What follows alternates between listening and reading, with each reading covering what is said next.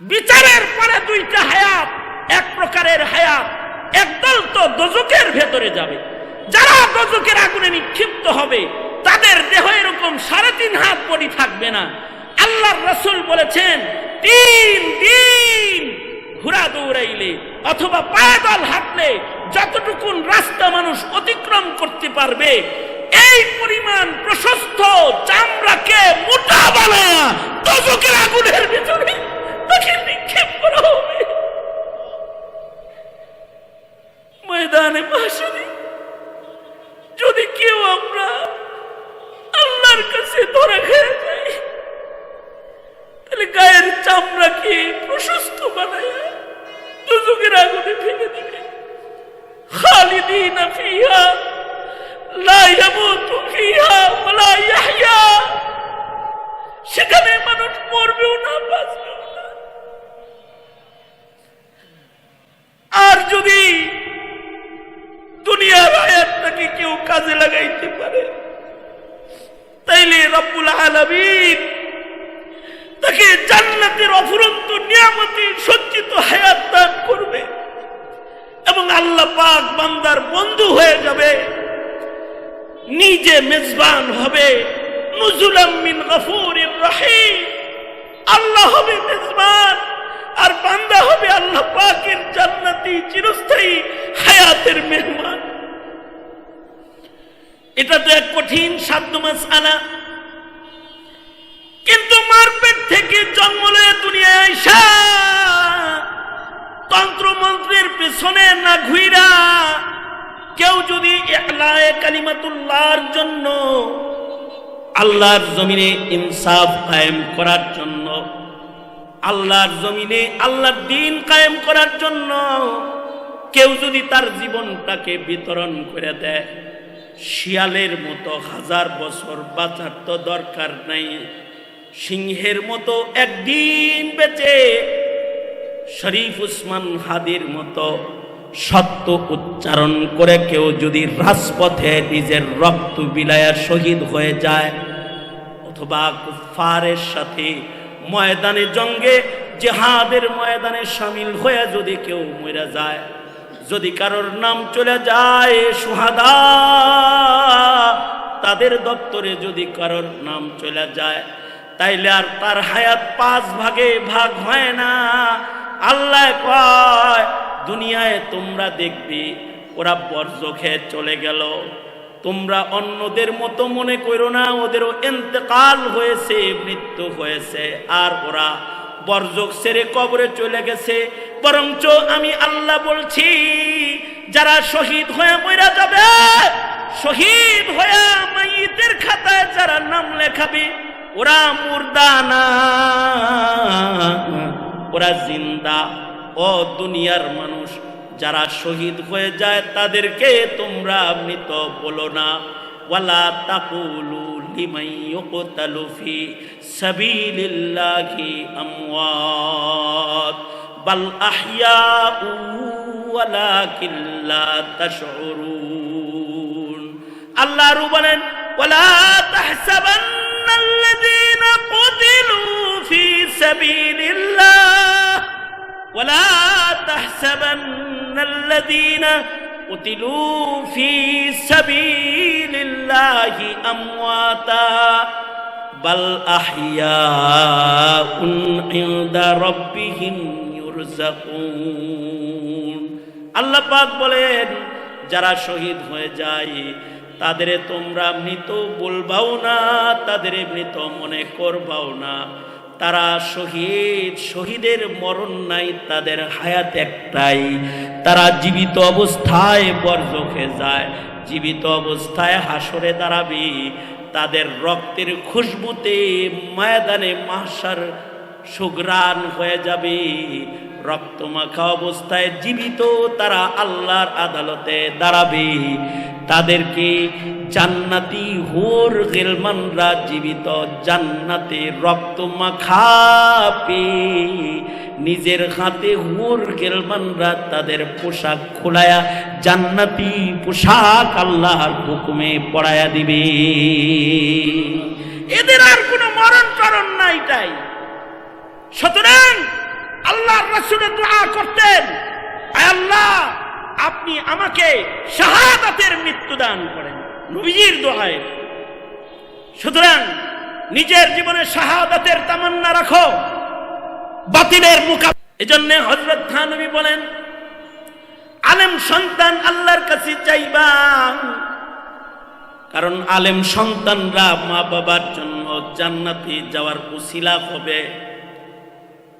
সর্বনিম্ন আজকে যে হাফিজুল কোরআন, যারা 30 পারা কোরআন মুখস্থ করেছে, যাদেরকে আজকে পাগড়ি প্রদান করা হবে আলেম হিসেবে পাশাপাশি হাফেজ হিসেবে, যে বাচ্চাগুলা হিফজুল কোরআন করেছে তাদের মাথায়ও আজকে পাগড়ি পরায় দেওয়া হবে। নবীজি বলছেন, এরকম একজন হাফিজুল কোরআন, যে 30 পারা কোরআন মুখস্থকারী, ময়দানে মাহশরে একজন হাফিজুল কোরআন কমপক্ষে 10 জন এমন মানুষকে শাফাআত করে আল্লাহর জান্নাতে প্রবেশ করাবে। কুল্লুহুম কাদ ওয়াজাবাত লাহুন নার, যাদের প্রত্যেকের উপরে গুনাহের কারণে দোজখ ওয়াজিব হয়ে গিয়েছিল। হাফেজ সন্তানে 10 জন রে দোজখ থেকে ফিরায়া শাফাআত করে আল্লাহর জান্নাতে পৌঁছায়া দিবে। হাফিজুল কোরআন হাফেজ হইছে। হযরত থানবী তো বলেছেন যে হাফেজ কমপ্লিট হয় নাই, অর্ধেক হেফজ করছে, এরপরে মারা গেছে, ওর মা বাবাকেও তাজ পড়ানো হবে। কারণ যারা অর্ধেক হিফজুল কোরআন করে মরে যায়, ওদের কবরে আল্লাহ তাআলা 2 জন হাফেজ ফেরেশতা নিয়োগ দেন, ওদের বাকি 10-15 পারাকে মুখস্থ করাইবার জন্য ময়দানে মাহশরে এই বাচ্চাগুলোকে পরিপূর্ণ হাফিজুল কোরআন করে আল্লাহ পাক দাঁড় করাবে, হাফিজ হিসেবে দাঁড় করাবে, এবং তাদেরকে শাফাআত করার অধিকার আল্লাহ পাক তাদের দান।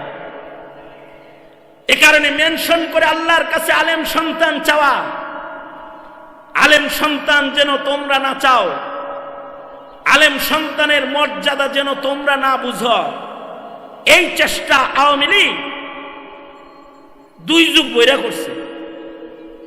জাতির কাছে আলেমদেরকে কালারিং করার জন্য, আলেমদের গায়ে কাদা লাগানোর জন্য, আলেমদেরকে জঙ্গি বানাইবার জন্য, আলেমদেরকে ককটেল মামলার আসামি বানায়েছে, হত্যা মামলার আসামি বানায়েছে, আর যারা গণহত্যা করেছে তাদেরকে প্রশ্রয় দিয়েছে, তাদেরকে প্রশ্রয় দিয়েছে, আলেমদেরকে জেলখানায় বন্দী করেছে, আলেমদেরকে ফাঁসির রশিতে ঝুলাইছে, আলেমদের উপরে অত্যাচারের স্টিম রোলার চালিয়েছে।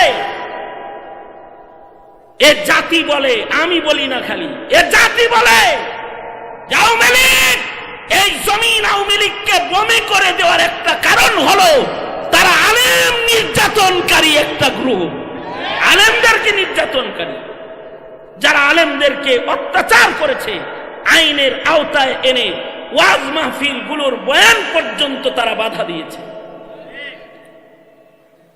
উম্মতের আলেমদের সাথে জাতির সম্পর্ক এত নড়বড়া থাকবে না, উম্মতের আলেমদের সাথে জাতির সম্পর্ক হবে গভীর ঘনিষ্ঠ। কারণ এই উম্মতের সাথে সম্পর্কই ময়দানে মাহশরে একজন মুমিনের দিনদারির সনদ হবে, মুত্তাকি হওয়ার সনদ হবে। আল্লাহওয়ালাদের সাথে মুহাব্বতটা তার আল্লাহওয়ালাদের সাথে জান্নাতে ঢোকার কারণ। এটা এক প্রকারের সন্তান। যদি আমার এই সময়ের আলোচনাটুকু আপনাদের কারোর বুঝে এসে থাকে, তাহলে আজ থেকে দোয়াকারী হয়ে যান যে আল্লাহ আমাকে ওয়ালাদে সালেহ দান করো। ওগো আল্লাহ, তুমি আমাকে নেক সন্তান দাও, যে সন্তান দিয়ে শাফাআত পাওয়া যায়।